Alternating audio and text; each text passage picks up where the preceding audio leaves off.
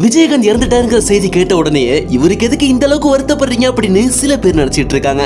விஜயகாந்த் அப்படின்னாலே அவருடைய கர்ஜனை முகமும் ஆவேச பேச்சும் தான் இன்றைய ஜெனரேஷனுக்கு மனசுல பதிஞ்சிருக்கு. ஆனா கேப்டன் அப்படிங்கிற பேருடைய வரலாறு தெரியுமா?